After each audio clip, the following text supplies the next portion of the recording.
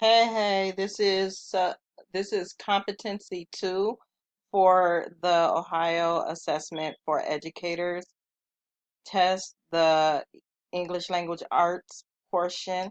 It's test number 20. And if you are taking this test, then this is the video for you. We are right now going to be working on understanding strategies for reading informational text. So the first sub competency under this competency number 2 is to recognize characteristics of various types of informational text, such as essays, news articles, foundational U.S. documents of historical and literary significance, as well as historical, scientific, technical, or economic accounts that are written for a broad audience. This includes digital sources. So, some characteristics of essays. They're not all in the right order, but the first thing is a thesis statement. You'll find the thesis statement as the last sentence in the introduction. You have an introduction, which is usually the first paragraph of your essay. Your topic sentence would be usually the first sentence of every paragraph, and supporting ideas support the topic sentence. So they're details of the topic that you're writing about. And then the conclusion. So in the conclusion, you're just going to sort of restate the thesis statement, except you're not going to do that word for word. You're going to expand a little bit more, give your insights, your thoughts, and your opinions of the information that is in your essay, sort of kind of in the form of the thesis statement. So you're just basically going to give a broad overview of your thesis statement. So one of the informational texts that we're going to talk about are news articles, and some characteristics of news articles are the headline, the introduction, the byline, the body. You'll find quotes, and you'll also find pictures and captions in um, in a news article.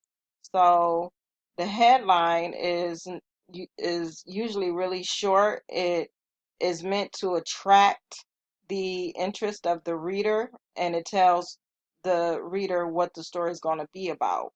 The introduction of the news article is going to set the scene and also summarize some of the main points um, that you will encounter while reading the news article. So the it'll tell who, what, when, and where.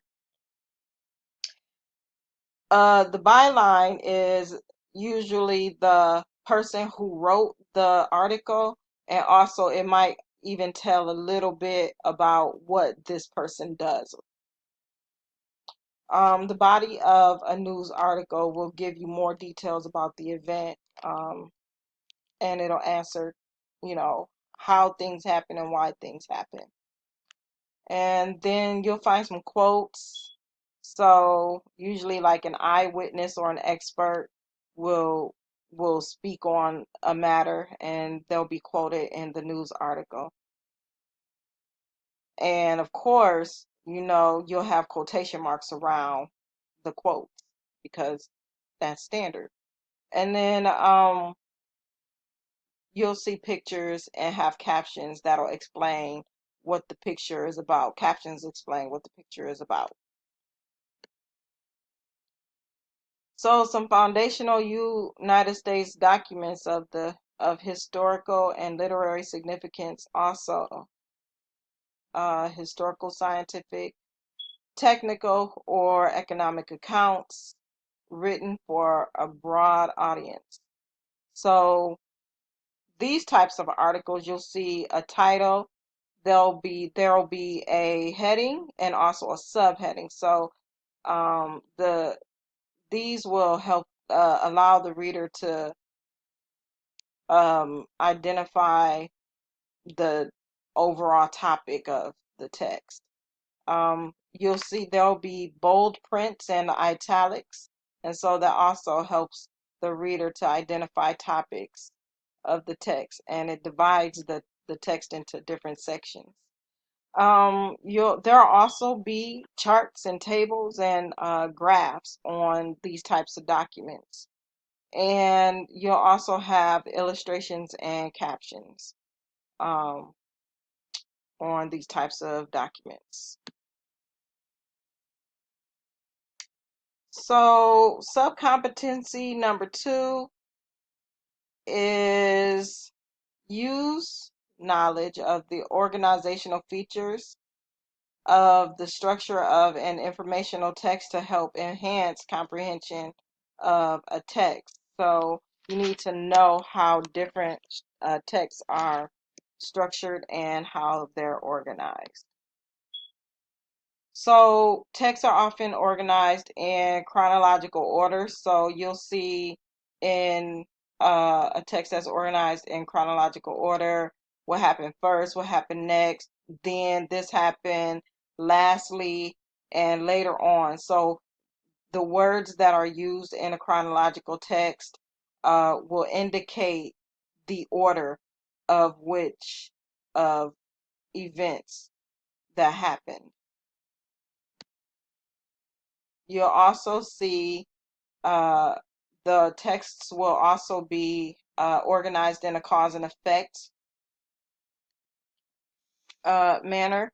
So the books or texts that are organized in this way, you'll often find because, thus, as a result, for this reason, in order to, if this happened, then that will happen. Anything that will indicate cause and effect. Okay. And also text can be organized as problem and solution. So usually they'll give the problem and then you'll see the solution. And then at the end, it'll be a resolution basically telling you what this all amounted to. And then there's a compare and contrast. There'll be compare and contrast. So when you are comparing and contrast, you'll use words that will indicate that there's a comparison or there is a contrast in something. These words will be words like but, also, on the other hand, although, likewise. Words and words that are like that.